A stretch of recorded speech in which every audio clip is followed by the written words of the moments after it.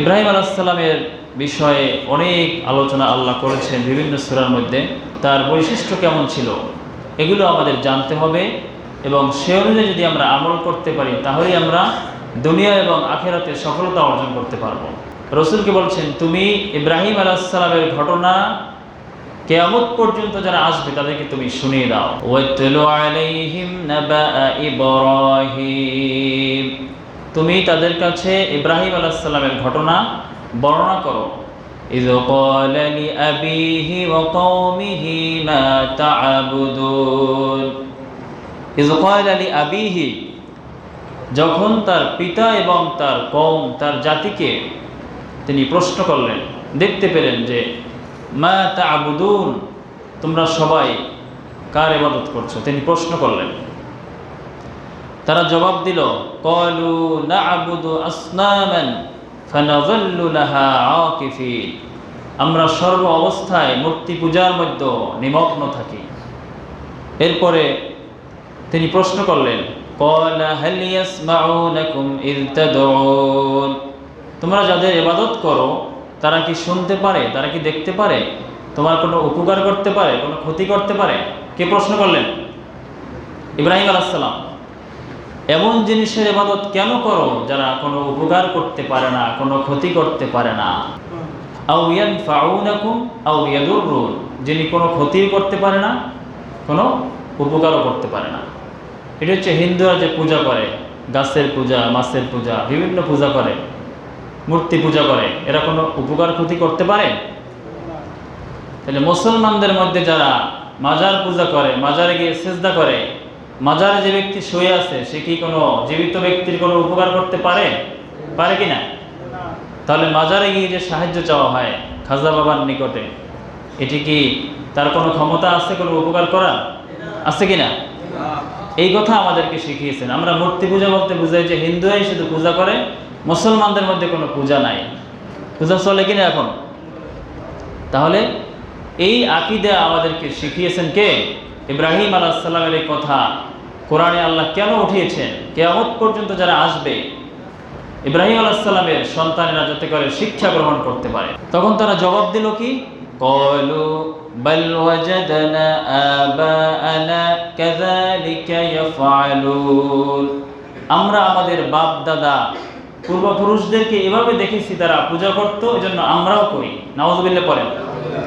মুসলমানদেরকে যখন বলা হয় যে এগুলো তো আগের সংস্কৃতি, হিন্দুদের থেকে আসছে বিভিন্ন কাজ, এখন আপনারা কেন করেন? বলে যে এগুলো তো আগে আমাদের বাপ দাদাদেরকে আমরা পেয়েছি, এজন্য আমরা করি। এটা কাদের আকীদা? হিন্দুদের আকীদা। একজন মুসলিম ব্যক্তি ইব্রাহিম আলাইহিস সালাম যেভাবে অনুসরণ করেছেন আল্লাহর পক্ষ থেকে ওহীর, অনুরূপভাবে যে ইব্রাহিম আলাইহিস সালামের প্রকৃত অনুসারী, সে অনুসরণ করবে আল্লাহর পক্ষ থেকে নাজিলকৃত আল্লাহর যে অর্ডার রয়েছে, আদেশ রয়েছে, রাসূল যে আদেশ করেছেন সেগুলো সে অনুসরণ করবে। কিন্তু আমরা নিজের ইচ্ছা অনুযায়ী চলি আর নিজেকে মুত্তাকি দাবি করি, হবে? আল্লাহ কবুল করবেন? আল্লাহ যদি কবুল না করে ইবাদত, কোনো লাভ হবে? এজন্য মুনাফিকদের বৈশিষ্ট্য হচ্ছে তাদের নিকট আল্লাহর ওহীর কথা বললে, আল্লাহর কথা বললে সে মুখ ফিরিয়ে নেয়। ওয়া ইযা ক্বিলা লাহুম তাআলু ইলা মা আনজালাল্লাহ, যখন তাদেরকে বলা হয় আসো, তাআলু ইলা মা আনজালাল্লাহ, যা আল্লাহ নাজিল করেছেন, ওয়া ইলা রাসূল, রাসূলের দিকে আসো, রাসূল যা বলে সেগুলো তোমরা মানো। তারা কি করে? রাআইতাল মুনাফিকিনা ইয়াসুদ্দুনা আনকা সুদুদা, রাসূলকে আল্লাহ বলেছেন মুনাফিকদেরকে দেখবে তারা পাশ কাটিয়ে চলে যায়, কোরআনের বিধান থেকে তারা মুখ ফিরিয়ে নেয়। তারা হচ্ছে কোরআনের ভাষায় কি? মুনাফিক। এরপর ইব্রাহিম আলাইহিস সালাম বললেন যে তোমরা কি ভেবে দেখেছো, চিন্তা করে দেখো, আফারাআইতুম মা কুনতুম তা'বুদুন, তোমরা কার ইবাদত করছো? আনতুম ওয়া আবাউকুমুল আকদামুন, তোমরা নিজেরাও যেরকম করেছো, তোমাদের আগে যারা ছিল পূর্বপুরুষ তারাও করত। আসলে আমি এদের পূজা করব না, এরা সবাই হচ্ছে আমার শত্রু। ফাইন্নাহুম আদুউল লি ইল্লা রাব্বাল আলামিন, আমার আপন হচ্ছে কে? আমার বন্ধু হচ্ছে কে? আল্লাহ। কে? সবাই বলেন আল্লাহ।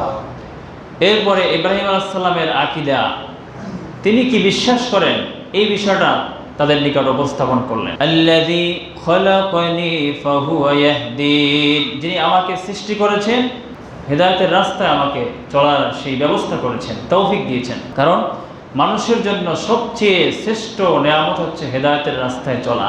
ইহদিনাস সিরাতাল মুস্তাকিম, এই রাস্তায় না চললে এর বিপরীতের রাস্তা হচ্ছে কি?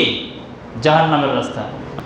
ইব্রাহিম আলাইহিস সালাম বললেন কি, যে আমাকে যিনি সৃষ্টি করেছেন তিনি আমাকে হেদায়েতের রাস্তা দেখাবেন।